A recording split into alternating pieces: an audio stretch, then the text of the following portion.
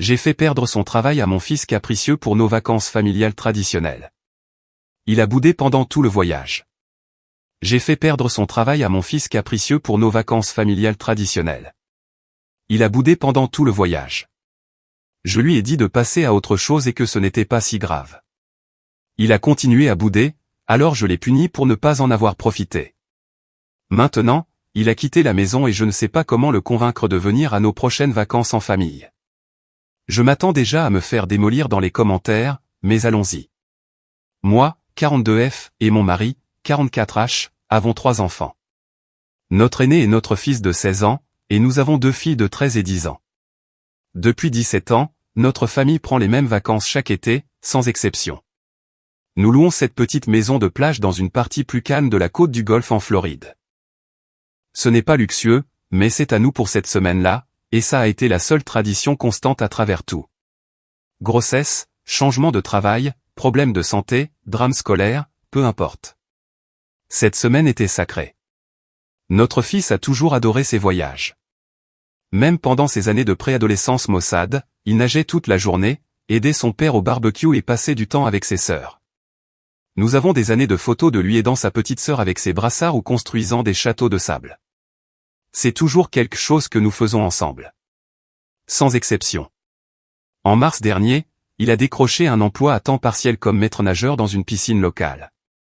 Nous vivons dans le sud de la Floride, donc les piscines sont ouvertes toute l'année, et honnêtement, j'étais fier de lui. C'est un bon travail.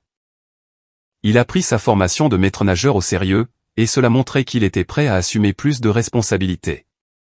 Il a même commencé à se lever plus tôt et à soigner davantage sa présentation. Pour un garçon de 16 ans, ce n'est pas rien. Il nous a dit juste après avoir obtenu le poste qu'il avait déjà mentionné les vacances à son manager, lui disant qu'il aurait besoin d'une semaine de congé en juillet. Nous lui avons dit que c'était bien et lui avons rappelé à quel point cette semaine était importante. Il a dit qu'il le savait. Je n'y ai plus pensé jusqu'en juin, quand il nous a annoncé que le manager lui avait dit qu'il ne pouvait pas prendre de congé. Apparemment, comme il n'avait commencé que 6 semaines auparavant et que c'était la pleine saison estivale, son patron ne voulait pas approuver son congé. Ses mots exacts étaient, il a dit non. Il a ajouté, si je pars pendant une semaine, il ne peut pas garantir que j'aurai des heures à mon retour. Mon mari et moi lui avons tous les deux dit, eh bien, alors tu y vas quand même. Il s'est immédiatement mis sur la défensive. Il a dit que ce n'était pas si simple, qu'il aimait ce travail, qu'il avait l'impression de faire enfin quelque chose pour lui-même, et que s'il se défilait pendant une semaine au moment le plus chargé de l'été, il le remplacerait probablement. Nous lui avons dit en gros que c'était la vie. Les emplois à temps partiel sont remplaçables. La famille ne l'est pas. Nous avons été clairs sur le fait que nous ne demandions pas. Il faisait déjà partie de la planification. La maison avait été réservée en janvier. Il allait manquer quelques gardes à surveiller des enfants barbotés dans une piscine. C'était le truc de notre famille, sa famille, et ça comptait plus. Ça n'est pas bien passé. Il a fait la tête sérieusement pendant une semaine entière après ça. Il a cessé de nous parler, a évité les filles et s'est enfermé dans sa chambre dès qu'il était à la maison. À un moment, je l'ai entendu dire à sa sœur, il se fiche de ce que je veux. Il me traite comme un gamin qui n'a pas son mot à dire. Ça m'a un peu touché, je ne vais pas mentir.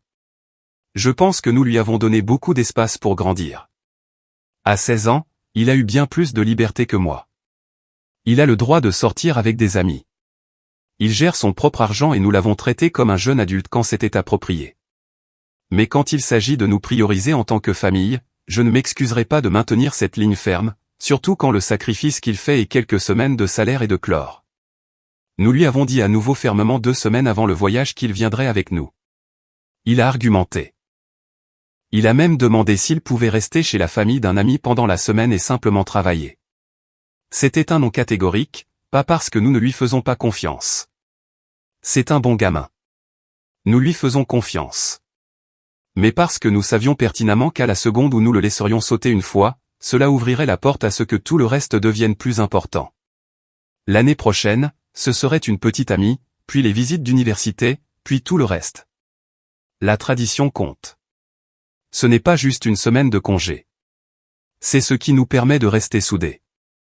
La semaine de vacances arrive.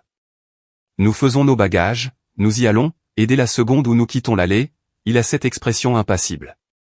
Bras croisés, écouteurs dans les oreilles, aucune interaction. Nous pensions qu'il se détendrait une fois sur place, comme il le fait toujours. Non. Toute la semaine, il nous a à peine parlé. Il a refusé de venir à la plage. Il est resté à l'intérieur, n'a pas voulu dîner avec nous, et n'a pas voulu jouer aux cartes ni se promener avec ses sœurs. Mon mari a essayé d'avoir une conversation à cœur ouvert avec lui un soir, en disant « Je sais que tu es en colère, mais c'est plus important qu'un travail. Tu en auras des dizaines dans ta vie, mais tu n'as qu'une seule famille. » Sa réponse « Ouais, et vous me traitez comme votre employé. » Ça a piqué et je ne prétendrai pas que nous avons géré ça avec grâce à chaque fois. Il y a eu quelques grosses disputes. Une fois, mon mari s'est emporté contre lui parce qu'il passait toute la journée à l'intérieur à faire défiler son téléphone et notre fils a crié « Vous m'avez forcé à venir ici et vous m'avez fait virer. Qu'est-ce que vous vous attendez à ce que je fasse, putain ?» Et oui, c'est ça le truc. Il s'est fait virer. À mi-parcours du voyage, il a reçu un court email de son patron. « Nous allons continuer sans vous. Bonne chance. » Il nous l'a montré comme s'il voulait nous faire voir ce que nous avions causé. Je comprends. Il s'est senti trahi. Il avait travaillé dur et était fier de son travail. Et pour lui, nous l'avons mis de côté comme si ça n'avait pas d'importance. Je ne pensais vraiment pas qu'il le laisserait partir pour ça. Mais nous lui avions dit avant de partir, s'il le faisait, alors tant pis. Donc oui, il a été viré. Et au lieu d'utiliser le reste de la semaine pour essayer de se remettre émotionnellement, il a juste ruminé, n'a pas voulu parler, n'a pas voulu rire, n'a voulu participer à rien. Les filles l'ont remarqué. Ma fille de 13 ans m'a demandé un soir, pourquoi il nous déteste maintenant? Ça m'a brisé le cœur.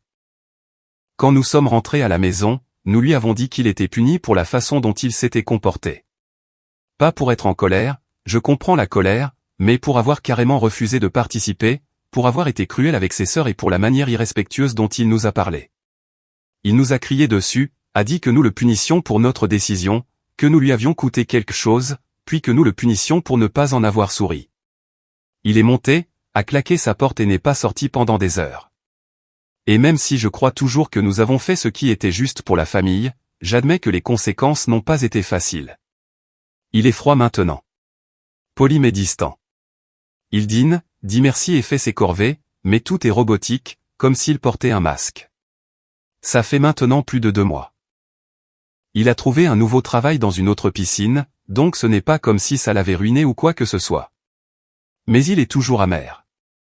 Il en parle encore dès qu'il y a une dispute. Il dit, vous avez montré votre vrai visage. Que vous vous souciez plus de jouer à la famille heureuse que de ce que je veux. Il n'arrête pas de répéter, vous ne m'avez même pas demandé ce que je voulais. Vous avez juste décidé. Et voilà le truc. Il n'a pas tort. Nous ne lui avons pas demandé ce qu'il voulait. Nous avons supposé que nous le savions déjà, qu'il s'en remettrait comme chaque année. Qu'une fois arrivé à la plage et que les choses se seraient calmées, il retrouverait le rythme. Que ce travail n'était qu'une chose temporaire et que nous pouvions imposer notre décision parce que nous étions les parents. Nous n'essayions pas de lui gâcher quoi que ce soit. Nous ne pensions simplement pas que son premier emploi à temps partiel était si sérieux. Et honnêtement, je ne le pense toujours pas. Mais avec le recul, je peux voir comment, de son point de vue, il a probablement eu l'impression que nous l'avions traité comme un enfant après lui avoir donné un avant-goût d'indépendance. Il a pris l'initiative de se former, de passer des entretiens et de commencer à économiser. Et il était fier de son travail, et nous l'en avons retiré comme si ça n'avait pas d'importance. Pourtant, je ne peux pas prétendre que nous le regrettons. Je ne le regrette pas. Ce voyage est plus qu'une simple vacance. C'est une histoire. C'est l'une des rares choses qui nous lie tous les 5. Nous y sommes allés même les années où nous étions fauchés. Quand le travail de mon mari était en suspens et quand ma plus jeune avait la varicelle et que nous l'avons juste gardée à l'intérieur de la maison tout le temps, nous n'avons jamais sauté une année. Nous savions qu'une fois que nous ouvririons la porte à « j'ai du travail » ou « j'ai des projets », nous perdrions cette tradition. Pas seulement avec lui, mais avec tous. Et que reste-t-il quand vos enfants se dispersent et ne regardent pas en arrière? À quoi vous accrochez-vous quand il ne reste plus rien qui soit juste pour la famille? Alors oui, nous l'avons forcé. Nous l'avons forcé à venir. Nous l'avons forcé à mettre la famille en premier parce qu'il a 16 ans, parce que nous sommes toujours les parents. Et pour le meilleur ou pour le pire, nous essayons de maintenir quelque chose ensemble. Et pourtant, je peux sentir que ça se fissure. Il ne rit plus avec ses sœurs. Il ne plaisante plus avec nous. Il quitte la maison tôt pour le travail, reste dehors plus longtemps et nous regarde à peine dans les yeux quand nous parlons. Il n'est pas hostile, mais il s'est déconnecté. C'est différent maintenant. Et peut-être que ce n'était que le catalyseur. Peut-être que nous étions déjà sur le point de perdre ce lien et ne l'avions pas vu.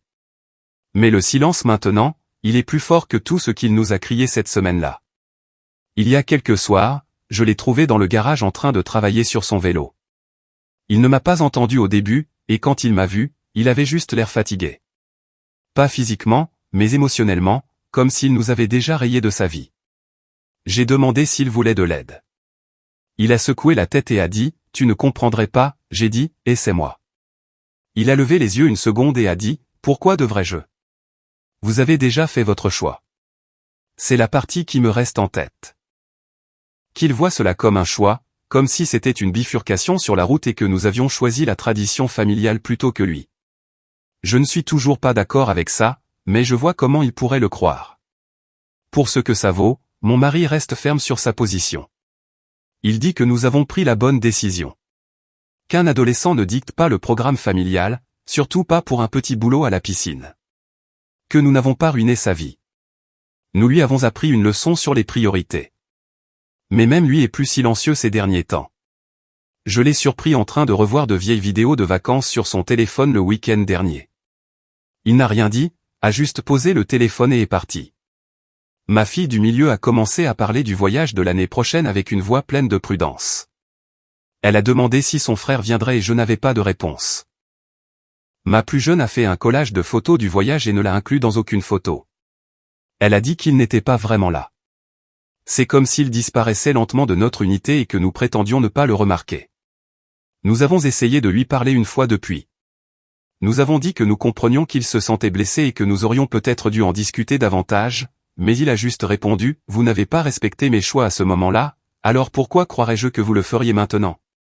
Il a été embauché dans une autre piscine, n'est-ce pas? Meilleur salaire, meilleur manager, et il y est vraiment heureux. Donc, non, ça n'a pas ruiné sa vie professionnelle. Ça n'a pas gâché son avenir. D'un point de vue pratique, tout va bien. Mais il n'est pas bien avec nous, et je ne sais pas s'il le sera un jour. Nous ne pensons pas lui devoir des excuses pour avoir choisi de maintenir une tradition familiale. Nous ne lui avons pas enlevé son avenir. Nous l'avons fait manquer une semaine de travail à 16 ans. Ce n'est pas une trahison. Mais il le voit clairement différemment. Il pense que nous avons dévalorisé son autonomie et jeté ses efforts comme s'ils ne signifiaient rien. Que nous avons décidé de la famille selon nos termes et attendions de lui qu'il arbore un faux sourire. Et peut-être que c'est vrai. Alors me voilà. De l'extérieur, cela ressemble à une réaction excessive, un adolescent qui fait son drame parce qu'il a manqué quelques gardes, mais dans notre maison, ça a tout changé et je ne sais pas si nous le récupérons. Commentaire 1, écoutez, vous n'avez pas le droit de parler d'enseigner les priorités quand votre leçon était, si tu ne fais pas ce qu'on dit, on va foutre ta vie en l'air et appeler ça un moment de cohésion familiale. Le gamin avait un travail, un vrai, pas un simple babysitting. Il a obtenu une certification, était ponctuel et faisait quelque chose de responsable à 16 ans. C'est sacrément rare. Vous ne l'avez pas seulement forcé à partir en voyage. Il vous a clairement dit qu'il ne pouvait pas prendre congé. Vous lui avez coûté de l'argent, de l'expérience et une référence, puis vous l'avez puni pour avoir réagi comme un être humain normal. Quel genre de message est-ce? On va te forcer à faire quelque chose contre ta volonté, puis on te punira d'être contrarié. Ne soyez pas surpris quand il coupera les ponts à 18 ans et emportera vos sacrées traditions familiales avec lui. Vous avez tort. Commentaire 2, je pense que vous ne comprenez vraiment pas ce que vous avez fait ici. Vous dites que c'est juste un travail à temps partiel. Mais pour lui, ce n'était pas le cas. C'était son truc. Son premier pas dans la responsabilité du monde réel, et vous avez piétiné ça à cause de vacances. De mon point de vue, on dirait que vous êtes plus nostalgique du gamin qu'il était que disposé à accepter qui il devient. Il a essayé de prendre sa vie en main, et vous avez mis fin à ça pour pouvoir prétendre que tout est encore comme il y a 5 ans. Je comprends que le voyage signifie beaucoup pour vous. Mais maintenant, c'est un symbole de ressentiment pour lui, pas de famille. Vous avez brisé la confiance et maintenant il en a juste marre.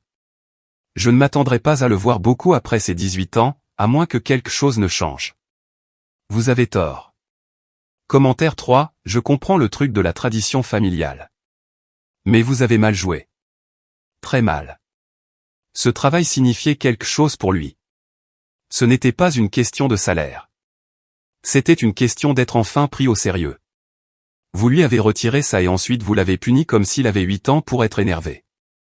Allons. Il n'a pas jeté une chaise à travers le mur. Il s'est replié sur lui-même. C'est bien plus mature que ce à quoi je me serais attendu à 16 ans. Et je sais ce que vous pensez. Que si vous le laissiez sauter le voyage une fois, la tradition mourrait. Mais vous avez tué la tradition de toute façon. Vous l'avez fait venir physiquement, mais mentalement, il a quitté cette maison de plage à la seconde où il est monté dans la voiture. Mise à jour alors, je ne prévoyais pas de faire une mise à jour, mais beaucoup de choses se sont passées ces 2 derniers mois, et honnêtement, les choses ont empiré et sont devenues étrangement incontrôlables. Je vais essayer de garder cela aussi clair que possible, car même moi j'ai du mal à suivre à quelle vitesse tout a dégénéré. Après mon message original, les choses étaient déjà tendues, mais j'ai convaincu mon mari que nous devrions essayer une thérapie familiale. Je pensais sincèrement que cela l'aiderait à voir que les traditions comptent et qu'un tiers pourrait peut-être expliquer la priorité familiale mieux que nous. C'était ma première erreur. Nous allons en thérapie et notre fils reste silencieux tout le temps jusqu'à ce que le thérapeute lui demande directement « Qu'est-ce que vous avez l'impression qui n'a pas été entendu ?» Et c'est comme si on avait appuyé sur un interrupteur. Il dit « Il ne me valorise pas en tant que personne avec ma propre volonté. Il me valorise comme un accessoire dans leur tradition. » Mon mari l'a immédiatement interrompu en disant « C'est dramatique. » Et le thérapeute lui a demandé de ne pas l'interrompre. Ça l'a énervé. Mon mari a dit « Vous ne comprenez pas. » Il réagit de manière excessive à la perte de quelques gardes en tant qu'employé adolescent. Et mon fils a répondu « Vous n'avez pas perdu de garde. J'ai perdu la confiance. » Le thérapeute nous a demandé si nous avions discuté du voyage avec lui ou si nous lui avions donné un vrai choix.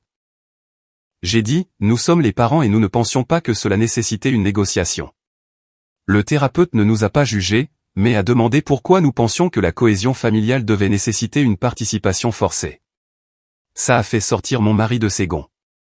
Il a dit, si vous prenez son parti, nous avons terminé. Il est sorti. La séance s'est terminée là.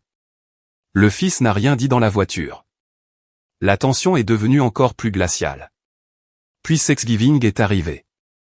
Nous avions de la famille, mes parents, ses parents, ma sœur et son mari. Pendant le dîner, ma belle-mère a mentionné à quel point elle admirait la façon dont nous maintenions la tradition annuelle de la plage. J'aurais aimé qu'elle n'ait rien dit. Mon fils l'a regardé droit dans les yeux et a dit, oui, il vous vire de votre propre vie si vous essayez de la manquer. Tout le monde s'est tu. Mon mari a essayé de dire quelque chose comme, ne commence pas, mon fils a dit, non, racontons-leur comment j'ai perdu mon travail parce qu'ils m'ont forcé à partir en voyage et m'ont puni pour ne pas avoir été assez joyeux à ce sujet. Mon beau-père a fait une grimace comme s'il n'était pas surpris. Ma sœur m'a regardé comme pour dire, c'est vrai, ça? Mon mari s'est mis sur la défensive et a dit, nous n'avons rien ruiné. Il a trouvé un autre travail. Mon fils a répondu, ce n'est pas la question, mais vous ne comprenez toujours pas ça. Puis il a quitté la table. Ma fille de 13 ans l'a suivi. Ma fille de 10 ans a pleuré. Ma mère m'a chuchoté quelque chose sur le fait que, peut-être que ça n'a pas été bien géré. Ma sœur avait l'air mal à l'aise. Tout le dîner s'est effondré. Mon mari était furieux et a dit que notre fils nous avait humiliés exprès.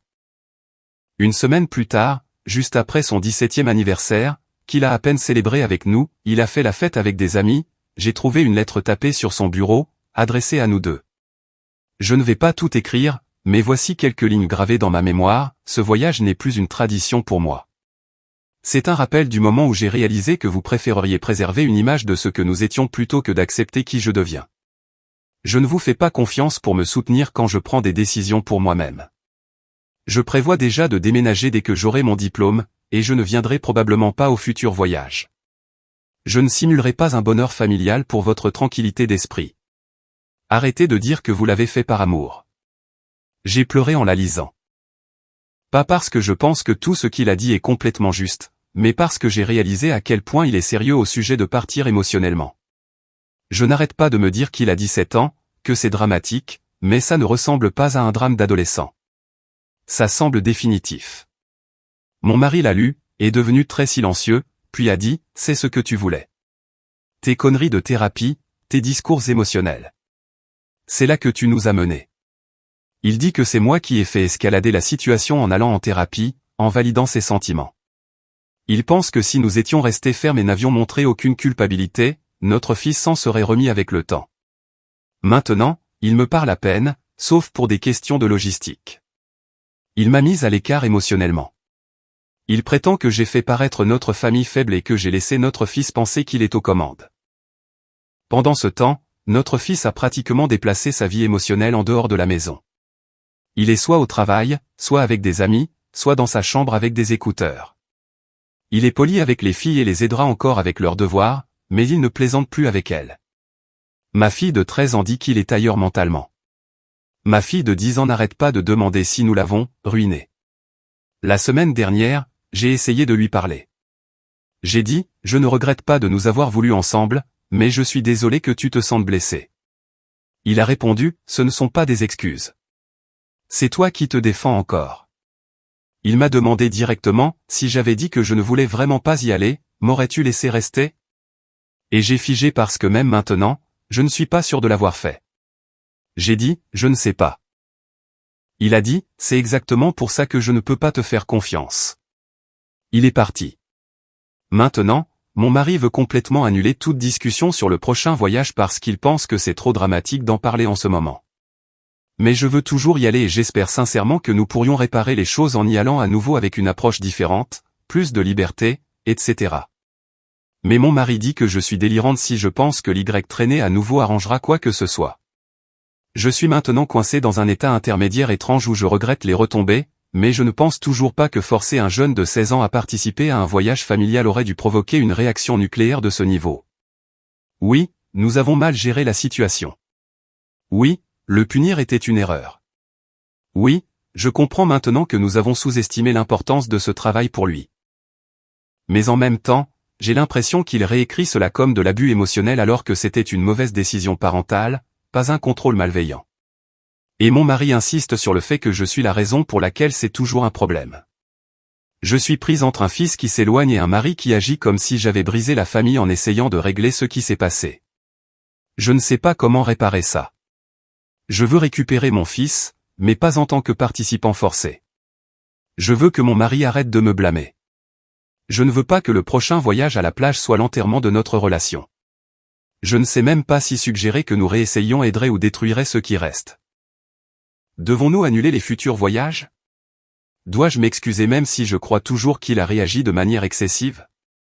Y a-t-il un moyen de sauver cela sans renoncer complètement à l'autorité ou le traiter comme une victime de quelque chose de plus grand que ce que c'était réellement?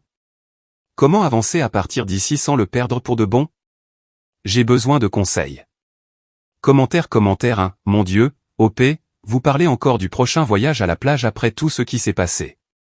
Vous avez eu une explosion en thérapie, un fiasco à Thanksgiving et une lettre d'adieu tapée, et vous vous accrochez toujours à cette idée comme si la maison de plage était un sortilège magique qui recollerait votre famille. Laissez tomber. Votre fils ne réagit pas de manière excessive. Il réagit à une vie entière où il n'a pas été écouté, et ce travail n'était que la goutte d'eau qui a fait déborder le vase. Vous continuez à dire que vous ne regrettez pas d'avoir voulu la famille ensemble. D'accord, très bien. Mais ce que vous devriez regretter, c'est d'avoir forcé la cohésion au lieu de la mériter. Et votre mari vous blâme. C'est un comble.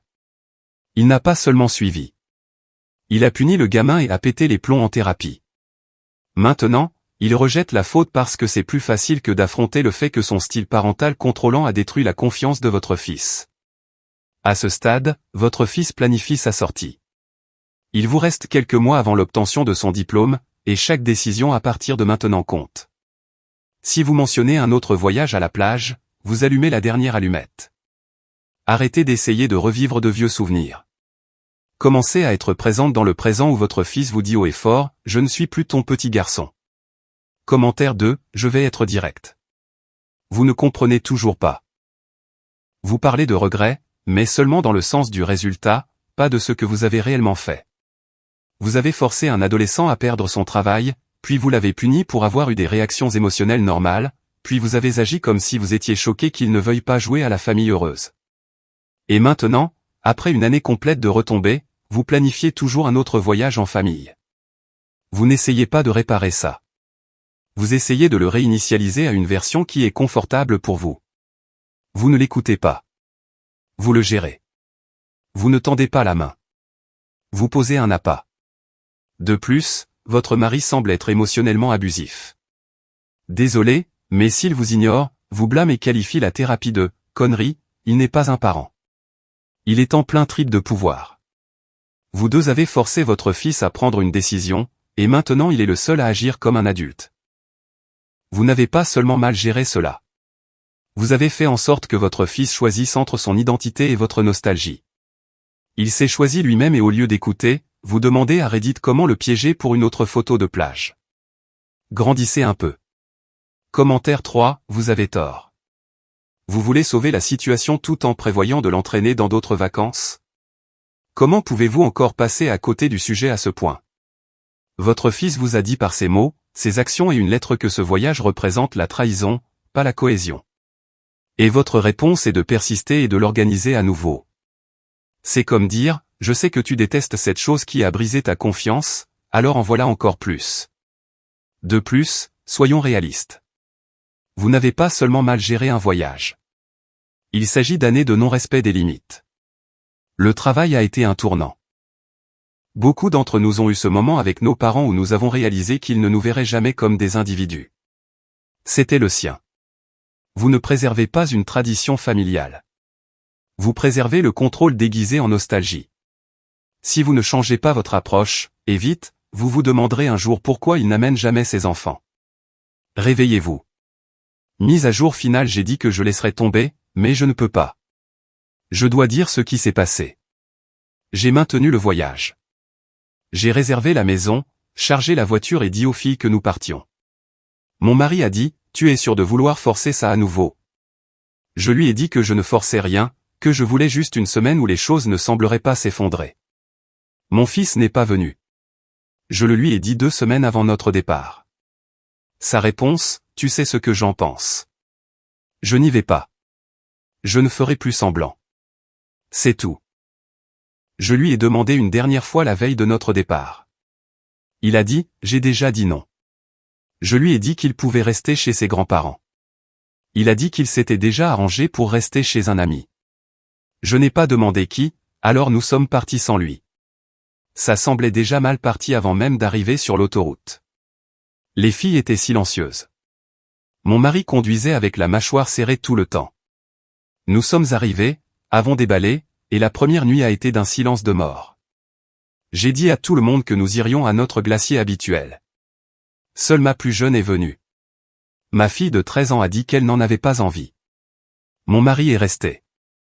C'était le ton des premiers jours. Tout le monde coexistait. Pas de joie. J'ai essayé de rester positive, j'ai préparé le petit déjeuner, sorti des jeux de société et suggéré des promenades sur la plage. Chaque suggestion est tombée à plat. Puis est arrivé le 4e jour. Nous étions censés avoir un dîner sur la plage, le genre que nous faisions avant. Foyer, musique, grillade. J'avais tout emballé. J'ai demandé aux filles de m'aider. Ma fille de 13 ans a haussé les épaules et a dit, pourquoi? Il n'est pas là. Ce n'est pas pareil. Mon mari n'a même pas levé les yeux de son livre. J'ai perdu le contrôle. J'ai dit, vous savez quoi? J'en ai tellement marre de cette merde. J'ai jeté la spatule par terre. Tout ce que je voulais, c'était une semaine. Une putain de semaine où on pourrait agir comme une famille à nouveau. Mais non, tout le monde doit être misérable parce que, Dieu nous en préserve, on essaie de faire quelque chose de normal. Mon mari m'a dit de me calmer. Ça a été la goutte d'eau. J'ai crié. Je suis la seule qui essaie encore. Il s'est barré. Tu t'es déconnecté.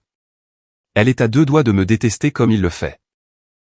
Et la seule personne qui s'en soucie encore, c'est une gamine de 10 ans. Et maintenant, même elle a l'air d'avoir peur de moi. Ma fille pleurait. Ma fille de 13 ans avait l'air horrifiée. Mon mari s'est levé et a dit, tu dois te ressaisir. Et j'ai juste craqué. J'ai donné un coup de pied dans le foyer avant même qu'on l'allume. J'ai attrapé la glacière et je l'ai vidée. J'ai jeté les stupides assiettes en carton et les fourchettes en plastique dans le sable. J'ai crié que je détestais cette maison, que je détestais la plage et que je détestais toute cette fausse famille de merde. J'ai dit, vous voulez tous me blâmer? Très bien, allez-y. Je suis le monstre maintenant. Disons-le. Personne n'a rien dit. Je suis retourné à la maison. Ma plus jeune m'a suivi quelques minutes plus tard. Mon mari et ma fille adolescente sont restés dehors. Je pouvais les voir par la fenêtre, assis en silence, sans se parler. Le lendemain matin, mon mari a dit, on devrait partir plus tôt. Je lui ai dit, il nous reste 3 jours. Il a répondu, ça ne sert à rien. On a fini de faire semblant. Nous avons fait nos bagages. Le trajet du retour était comme un enterrement. Quand nous sommes rentrés à la maison, mon mari est monté directement. Ma fille de 13 ans a claqué sa porte. Je suis entré dans la cuisine et j'ai regardé le sac de guimauve que nous n'avons jamais utilisé. Les jours suivants ont été pires. Ma fille de 13 ans a commencé à agir comme son frère, froide et distante. Elle a demandé à son père si elle pouvait passer plus de temps chez son ami le week-end. Et maintenant, mon mari me regarde à peine. Il fait le strict minimum, vaisselle, poubelle, facture, mais c'est tout. Pas de chaleur, pas de conversation, rien. C'est comme si j'avais brûlé la dernière once de crédibilité que j'avais. J'ai essayé de lui parler l'autre soir. J'ai demandé, tu penses vraiment que tout est de ma faute? Il a répondu, je pense que tu voulais gagner. Tu te fichais du prix à payer. Je lui ai dit, je voulais juste retrouver notre famille. Il a dit, tu voulais la version de notre famille qui écoute, sourit et se tait. Tu ne voulais pas la vraie. Ça a frappé plus fort que tout ce que mon fils a dit. Alors, me voilà. J'ai ruiné le voyage. J'ai ruiné la famille. Et avant que quiconque me dise que je ne comprends toujours pas, je comprends. Je comprends. Mais je ne sais pas comment défaire ça. Je ne sais pas comment être dans cette maison où personne ne me regarde. Où mes enfants deviennent des étrangers. Mon mari ne me parle que lorsqu'il y a une facture ou un trajet à faire. Je voulais une semaine inoubliable. J'en ai une que je n'oublierai jamais pour toutes les mauvaises raisons. Je sais que j'ai explosé.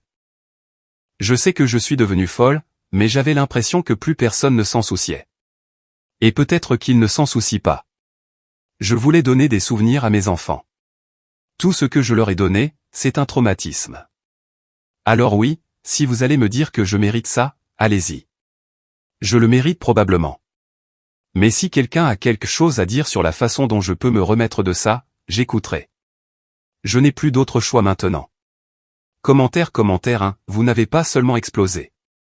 Vous avez tout fait sauter.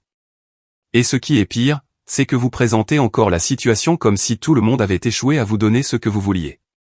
Comme si vous méritiez leur affection parce que vous avez planifié des repas et emballé des glacières. Vous continuez à dire, je voulais retrouver ma famille. Non, vous vouliez votre image de la famille. Une qui n'incluait pas votre fils disant non, votre mari en ayant marre ou votre fille posant des limites. Vous ne voulez pas de connexion. Vous voulez de la conformité. Ma mère était pareille. Joie forcée. Elle criait quand nous ne la reflétions pas. Elle faisait des crises de colère quand nous nous éloignions. Il m'a fallu des années pour réaliser qu'elle ne nous élevait pas, elle jouait un rôle. Et quand nous ne jouions pas nos rôles, elle s'effondrait. Ce voyage n'a jamais été une question de cohésion. C'était de la nostalgie. Et maintenant que personne ne nourrit votre fantasme, vous vous effondrez. Pas parce que vous êtes mauvaise, mais parce que vous n'avez jamais construit de vraies relations. Vous avez construit des routines et supposé que l'amour comblerait les vides. Vous n'êtes pas la victime. Vous êtes la conséquence. Commentaire 2, je ne pense pas que vous soyez mauvaise. Je pense que vous êtes en mode de survie émotionnelle et que vous l'êtes depuis longtemps. Mais voilà le truc. Ce que vous avez fait ne concernait pas une seule crise. C'était l'aboutissement d'années de mauvaise gestion émotionnelle. Vous avez clairement été élevé avec l'idée que l'unité familiale se préserve par des rituels et en tenant bon, peu importe le coût. Vous avez donc transformé ce voyage en une chose sacrée parce que c'était tangible. Mais la connexion ne se crée pas par des événements. Elle se construit par la présence, l'empathie et en laissant vos enfants devenir des personnes. Vous n'avez pas permis cela. Votre fils a réalisé qu'il était manipulé émotionnellement et a choisi de se retirer. Votre mari a vu que vous ne pouviez pas lâcher prise et a cessé d'essayer. Votre fille a observé les deux, a vu votre crise et a décidé qu'il n'était pas sûr de vous faire confiance non plus. Vous dites que vous vouliez donner des souvenirs à vos enfants, mais les souvenirs sans sécurité émotionnelle ne sont que de la performance. Et vous en avez fait des acteurs dans une pièce pour laquelle ils n'ont pas auditionné. Vous devez cesser de courir après un retour à l'avant, c'est fini. S'il y a de l'espoir, c'est en démantelant le fantasme et en reconstruisant à partir de la réalité. Cela commence par vous. Deuxième histoire, ma petite amie capricieuse gagne 75% de moins que moi et dépense plus. Elle exige que nous joignions nos comptes pour qu'elle ait de l'argent pour ses loisirs. Puis elle partage mes finances avec sa sœur, prétend que je suis égoïste et rompt avec moi. Maintenant, elle est revenue pour essayer une dernière fois. J'ai refusé et maintenant elle me demande de payer son loyer. Je vais essayer de faire court. Ma petite amie et moi avons emménagé ensemble l'été dernier. Nous partageons les dépenses communes, loyer, charges, courses, etc., au prorata de nos revenus. Je gagne environ 3 fois plus que ma petite amie. Par conséquent, je paie 75% de nos dépenses communes. Je n'ai pratiquement aucune dépense en dehors des dépenses communes. Ma petite amie a beaucoup de dépenses en dehors de nos dépenses communes. Elle a un crédit auto, des prêts étudiants, des primes d'assurance maladie, des dettes médicales, des dettes de carte de crédit personnel, etc. À la fin du mois, il ne lui reste pas beaucoup d'argent. Il me reste pas mal d'argent à la fin du mois, mais j'en épargne la majeure partie. J'ai un compte loisir pour me faire plaisir de temps en temps. Il y a environ un mois, ma petite amie m'a approché avec l'idée de combiner nos revenus pour que nous ayons chacun de l'argent à la fin du mois pour épargner et ou faire des choses amusantes. J'ai catégoriquement refusé cette demande. Je pense que partager les dépenses communes au prorata des revenus est le modèle juste pour un couple non marié comme nous vivons ensemble. Et c'est ce que nous faisons. Le week-end d'Halloween, la sœur de ma petite amie et son fiancé organisent respectivement leurs enterrements de vie de jeune fille et de garçon. Ma petite amie va à l'enterrement de vie de jeune fille et je vais à celui de garçon. L'enterrement de vie de garçon sera un week-end entre mecs en Floride. L'enterrement de vie de jeune fille est beaucoup plus modeste en raison de l'incapacité de ma petite amie à contribuer de manière significative au fond pour la fête. Ma petite amie et sa sœur ont parlé de la situation. Ma petite amie a dit à sa sœur qu'elle ne pouvait pas se permettre un grand voyage. La sœur de ma petite amie a demandé comment je me permettais le voyage pour l'enterrement de vie de garçon. Puis, pour des raisons qui n'ont toujours aucun sens pour moi, ma petite amie est entrée dans les détails sur combien je gagne et combien j'ai en épargne. J'ai des économies substantielles parce que j'ai fait mes études grâce à une bourse. Et après avoir obtenu mon diplôme, mes parents m'ont offert tout mon fonds d'études. La sœur de ma petite amie a convaincu ma petite amie que je suis égoïste avec l'argent. Même si je couvre 75% des dépenses communes et 100% de nos sorties, je suis assez énervé que ma petite amie ait partagé mes informations financières personnelles avec sa sœur. Mais ma position sur la mise en commun de nos revenus reste inchangée. Commentaire 1, je dis ça en tant que femme. Ne mettez pas vos finances en commun avec elle. Vous couvrez déjà plus qu'elle. 75% des dépenses communes et 100% des rendez-vous. Elle dépasse les bornes en demandant plus et en jacassant avec sa sœur. Elle doit mieux gérer son budget ou trouver un travail à temps partiel ou quelque chose si elle veut de l'argent supplémentaire. Tu n'es pas en tort, mais elle l'est définitivement. Commentaire 2, je n'épouserai pas cette femme. Commentaire 3, tu n'es pas en tort. Ces dettes ne sont pas de ta faute. Commentaire 4, ne combinez pas vos finances avec quelqu'un avec qui vous n'êtes pas marié. Même après le mariage, de nombreux couples gardent les choses séparées et ont des comptes communs pour les factures et éventuellement les grosses dépenses ou l'épargne retraite, où ils conviennent qu'un certain montant ira aux factures, à l'épargne, puis à un compte loisir. Je pense que cela va envenimer les choses. Vous avez des approches différentes de l'argent et des niveaux d'endettement différents. Vous pourriez envisager une thérapie de couple et s'il vous plaît, souvenez-vous que si vous épousez cette personne, sa dette deviendra votre dette. Il existe certainement des stratégies pour gérer cela en couple, que je ne commencerai pas avant le mariage. Mais si vous avez des approches radicalement différentes des finances, cela ne deviendra qu'un problème plus important. Et si elle est à l'aise pour partager chaque détail de votre relation avec sa sœur, ce que certaines personnes font, alors je m'attendrai à ce qu'à un moment donné, chaque problème que vous aurez parvienne aux oreilles de sa sœur. Enfin, si sa sœur est quelqu'un qui peut influencer sa façon de penser, je prendrai également note d'elle. Pensez-vous différemment toutes les deux? Où les différences apparaissent-elles et sur quelles questions? Si vous et sa sœur êtes incompatibles sur des points importants, vous pourriez considérer ce que cela signifie également. Je ne prendrai pas d'autres engagements à long terme avec elle et certainement pas d'enfant tant que vous ne serez pas sur la même longueur d'onde. Jugement, tu n'es pas en tort. Mise à jour 4 jours après mon message, j'ai eu une longue conversation avec ma petite amie. Avant d'emménager ensemble, nous avions eu une longue discussion sur les dépenses que je couvrirais et pourquoi. La raison pour laquelle j'ai emménagé avec elle était de lui alléger une partie du fardeau des dépenses quotidiennes afin qu'elle puisse rembourser ses dettes et économiser un peu chaque mois. Avant que nous emménagions ensemble, elle s'endettait chaque mois juste pour couvrir ses dépenses. Je voulais l'aider, mais je voulais aussi continuer à économiser une somme substantielle chaque mois pour acheter une maison. Nous avons reparlé de tout cela. Je pensais que nous étions sur la même longueur d'onde. J'ai demandé à ma petite amie si quelque chose avait changé. Elle m'a dit que non. Elle n'est tout simplement pas satisfaite de cet arrangement. Elle a des amis qui sortent ensemble depuis moins longtemps que nous, mais qui partagent l'argent plus facilement que nous. C'est ce qu'elle veut. Je lui ai dit que je n'étais pas d'accord avec cet arrangement, et que si c'est ce qu'elle voulait, nous devrions probablement rompre pour qu'elle puisse le trouver. Elle a accepté. Peu de temps après cette discussion, j'ai contacté le propriétaire pour essayer de voir si nous pouvions négocier une résiliation anticipée du bail pour nous deux. Je suis toujours en discussion avec eux. Mon ex cherche un nouvel endroit pour elle et a du mal. Elle est venue me voir et m'a demandé si nous pouvions essayer de travailler sur notre relation. Je lui ai dit non et qu'elle m'en voudrait parce que ce n'est pas ce qu'elle veut. Elle m'a demandé si je pouvais l'aider pour quelques mois de loyer dans un nouvel endroit. Je lui ai dit non. Elle est assez en colère à ce sujet. Mais c'est là où nous en sommes. Commentaire, hein, waouh. Elle vous a pris pour acquis et fait maintenant face aux conséquences. Bien joué d'avoir tenu bon. Commentaire 2, lol. Donc, elle préférerait être célibataire et payer 100% de ses factures et s'endetter pour prétendre qu'elle a plus d'argent qu'elle n'en a réellement, plutôt que de réduire ses dépenses et d'être plus responsable.